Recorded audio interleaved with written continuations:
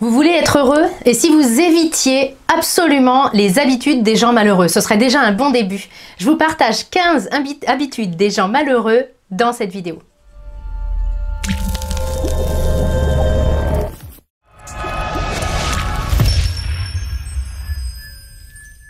Bonjour, mon nom est Nathalie Martin, je suis coach en éveil de conscience auprès des hommes et des femmes qui veulent une vie remplie de sens et d'abondance à tous les niveaux.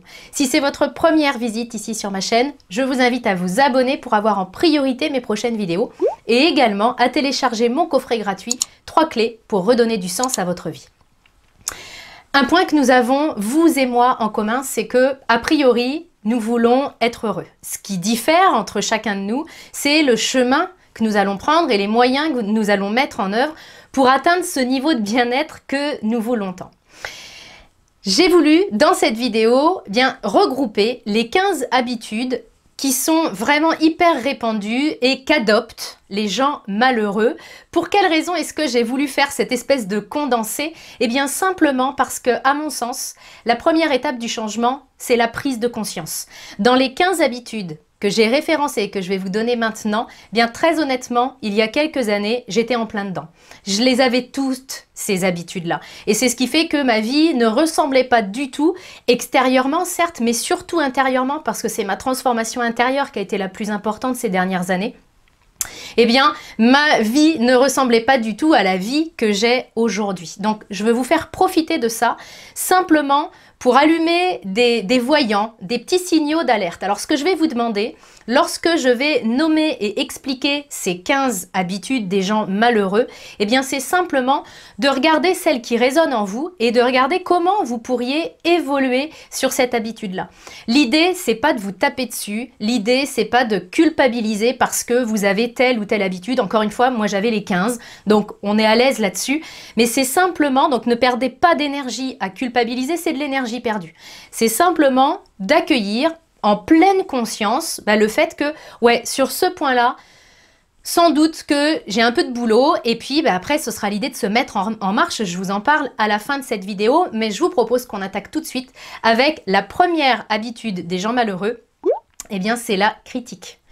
Les gens malheureux dont je faisais partie passent leur vie à critiquer et à juger les autres. Alors très clairement, on a une machine à jugement et à critique entre les deux oreilles, mais nous avons la liberté de l'activer ou non. Je faisais partie des gens qui critiquent énormément, à tel point qu'un des premiers exercices de coaching que j'ai fait consistait à ne pas critiquer et ne pas juger pendant toute une journée. Et vraiment, ça m'a fait flipper parce que je me suis dit, mais si je rencontre des gens, de quoi je vais parler? C'est vous dire à combien, quelle place tenait la critique dans ma vie. Donc ça, c'est vraiment une habitude qui coûte cher, tout simplement parce que vous le savez, on récolte ce qu'on sème. Ce qui veut dire que si j'envoie de l'énergie de critique, je vais récolter de l'énergie de critique. Je ne participe pas à la solution, je fais partie du problème. Donc voilà la première habitude. Deuxième habitude, la comparaison. Parce que bien sûr, la première qui consiste à se critiquer, elle n'est pas valable que pour les autres. C'est-à-dire que les gens malheureux passent leur vie aussi à se critiquer eux-mêmes et puis à se comparer. Exactement comme si un poisson se comparait avec un oiseau puis se disait oh, je suis nul, je ne sais pas voler. Nous avons tous des capacités différentes, des qualités différentes. Donc si je passe ma vie à me comparer avec un poisson, si je suis un oiseau, je vais me trouver nulle toute ma vie alors que c'est juste que j'ai d'autres talents. Donc, les gens malheureux se comparent sans cesse avec les autres.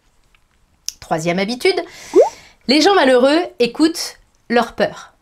Combien de fois en coaching, j'entends des personnes me dire « mes peurs m'empêchent d'avancer ». Et combien de fois est-ce qu'il faut que je le dise parce que c'est vraiment ce que je ressens. Nos peurs n'ont pas la possibilité de nous barrer la route, sauf si on leur en donne l'autorisation. Les gens malheureux attendent que la peur s'en aille pour pouvoir agir. Et je ne sais pas si vous avez remarqué, mais ils n'ont pas fini d'attendre parce que la peur ne s'évanouit pas d'elle-même. Bien au contraire, elle a tendance à grandir si jamais je l'écoute et si elle est suffisante pour me faire renoncer. Quatrième point, les gens malheureux vivent dans le passé. Ils n'ont pas apaisé leurs blessures et ils les traînent comme des casseroles et ça finit par faire du bruit quand on marche. Je suis bien placée pour le savoir, ça faisait vraiment du bruit quand je marchais avant. Parce que c'est vraiment des personnes qui, quand on est malheureux, souvent on vit dans le passé. dans les expériences qui ont été douloureuses et qui ne sont pas apaisées. On vit avec des regrets de ce qu'on aurait dû faire autrement, de ce qu'on aurait pu faire, mais pourquoi est-ce que j'ai pas fait ça? Ils sont complètement coupés du moment présent. Autre habitude, ils envient les autres. Jalouser les autres, c'est vraiment quelque chose que je faisais. Les autres femmes, hein, notamment, celles que je trouvais plus belles, plus intelligentes, plus riches, enfin voilà, celles qui avaient tout ce que moi je pensais ne pas avoir, eh bien je les jalousais et j'étais très dure avec ces femmes-là. Et puis j'ai compris que tout ce que je jalousais, tout ce que j'enviais, je ne l'aurais jamais. C'était comme si c'était repoussant en fait. Je ne pouvais pas attirer le meilleur à moi en enviant et en jalousant les autres. Par contre, je pouvais attirer le meilleur à moi en m'inspirant des autres parce qu'il y a des réussites qui sont vraiment intéressantes et très inspirantes. Autre habitude, les gens malheureux ont tendance à se laisser envahir par les problèmes des autres. C'est-à-dire que ce sont des vraies éponges et le problème, par exemple, de leur conjoint, de leurs amis, de leurs collègues, deviennent les leurs et ils sont gorgés de toute cette charge émotionnelle et de tout un tas de problématiques qui ne leur appartiennent pas, mais qu'ils prennent vraiment en charge, parfois au détriment de leurs propres problématiques. Point suivant, ce sont des personnes qui n'ont pas de discernement. C'est-à-dire qui ne font pas la différence entre ce qui dépend directement d'eux et sur quoi ils ont un vrai pouvoir d'action et ce qui ne dépend pas directement d'eux, c'est-à-dire qu'ils ne peuvent absolument rien changer à ça. Ce discernement-là, il est capital. Je vous invite à le faire d'ailleurs et vous pouvez prendre un papier et un crayon rapidement, simplement pour vous dire dans toutes les choses qui me prennent la tête, je les liste sur une feuille et j'identifie clairement quelles sont les choses et les points qui dépendent directement de moi, ceux sur lesquels je peux directement agir, et puis quels sont ceux, finalement, pour lesquels j'y peux absolument rien. Ça dépend pas de moi, ça dépend peut-être de mon conjoint, ça dépend peut-être de complètement autre chose, ça dépend pas de moi. Les gens malheureux vont continuer à passer du temps et de l'énergie sur ce qui ne dépend pas d'eux, ce qui ne peuvent pas changer, en oubliant complètement de maintenir leur énergie, leur temps et parfois leur revenu financier sur ce qui dépend d'eux-mêmes. Donc là, c'est vraiment une habitude qui est très coûteuse et en bien-être et en temps et en énergie également. Point suivant, les gens malheureux considèrent comme injuste ce qu'ils n'ont pas. C'est-à-dire qu'ils considèrent qu'ils devraient tout avoir dans la vie, la santé, la richesse, l'amour, la joie et que sais-je, et que s'ils ne l'ont pas, eh bien c'est vraiment une injustice, voire même que s'ils ne l'ont pas, c'est que quelqu'un d'autre leur a pris. Ils considèrent que, par exemple, il y a une quantité d'argent bien définie dans le monde entier, et ce sont des gens qui vont vraiment considérer que l'argent qu'ont les autres, eh bien c'est pas normal, il devrait leur revenir à eux. Ils oublient complètement que l'abondance est infinie, qu'il y en a absolument pour tout le monde. Et ce sont vraiment des gens qui vont tomber dans un peu le profil Calimero, quoi. Si ma vie tourne pas comme je veux, eh bien, c'est vraiment injuste. Ce sont des gens également qui ne prennent aucun recul. C'est-à-dire que c'est la tête dans le guidon en permanence. Alors aucun recul, ça veut dire quoi? Je vais vous donner un exemple bien précis pour que vous puissiez voir si ce point-là vous parle ou pas. Eh bien, ce sont des gens qui vont être très souvent dans la réaction. En gros, ils vont agir très souvent sur le coup de leurs émotions. Ils sont en colère, ils vont tout de suite parler, ils vont tout de suite agir en le regrettant, la plupart des fois, la plupart du temps.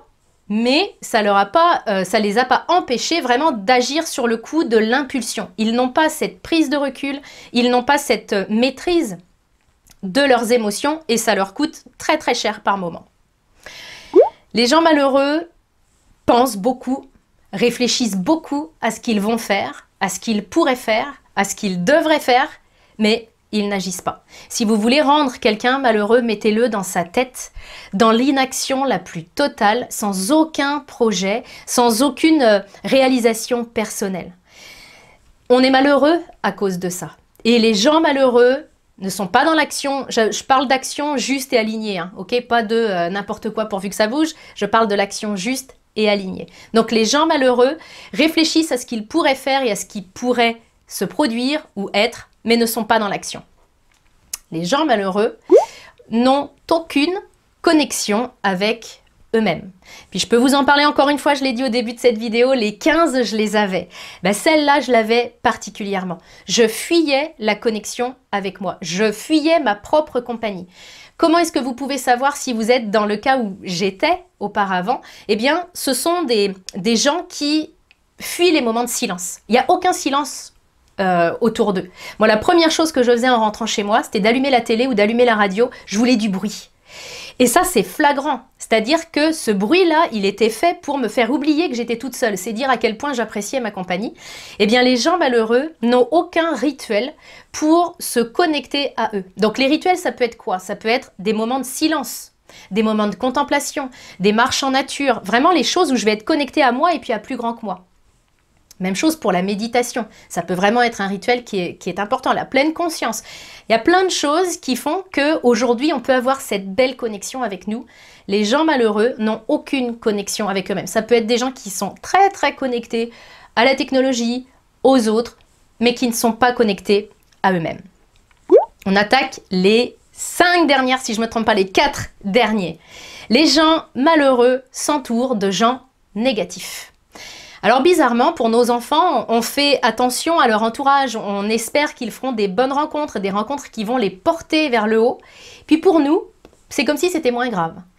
Alors que notre entourage joue une importance vraiment forte dans notre réussite et dans notre bien-être. C'est évident que si je ne côtoie que des gens qui sont négatifs, qui me plombent le moral, qui critiquent tout et tout le monde, qui font en fait les 11 premières habitudes que nous venons de voir, ben forcément ça va déteindre sur moi. Hein, on dit souvent qui se ressemble s'assemble, mais on oublie que qui s'assemble finit par se ressembler. Donc les gens malheureux s'entourent de gens qui ruminent, qui critiquent, qui cancanent, qui sont toujours en train de parler les uns derrière le dos des autres. Ça, c'est vraiment quelque chose qui nous flingue au quotidien. Les gens malheureux se donnent des excuses. Ils sont atteints de ce que je pourrais appeler l'excusite. Vous savez, la bonne excuse. Toujours une bonne excuse, toujours un oui mais. Ça, le oui mais, il est terrible et il est très utilisé par les gens malheureux parce que, en gros, derrière le oui mais, il y a toujours une excuse. Vous venez de dire quelque chose ou dans la conversation, il y a quelque chose d'important qui ressort et tout de suite, les gens malheureux vont vous dire « Ouais, je sais, ouais, mais… Et là, on a tout de suite une excuse qui arrive. Un moyen déjà d'être plus heureux, d'avoir plus de bien-être, c'est d'arrêter d'écouter nos excuses. Ça, les gens malheureux ne le font pas. 14e clé, 14e habitude des gens malheureux, eh bien, ils ne prennent pas leurs responsabilités. Je vous disais tout à l'heure qu'ils sont atteints d'excusite. Eh bien, ils sont atteints aussi de la stacose, c'est-à-dire qu'ils sont toujours en train de vous expliquer que s'ils n'ont pas ce qu'ils veulent dans la vie, c'est à cause de leur enfance, c'est à cause de leurs parents, c'est à cause de leurs conjoints, c'est à cause de leurs enfants, c'est à cause de tout le monde, la terre entière, sauf eux. Ça peut même être le contexte économique, le pays, enfin bref. Pour les gens malheureux, c'est vraiment… il y a une déresponsabilisation qui est extraordinaire. Et encore une fois, j'étais dans ce cas-là. On ne nous a pas appris à prendre nos responsabilités pleinement. Donc, les gens malheureux l'appliquent à fond.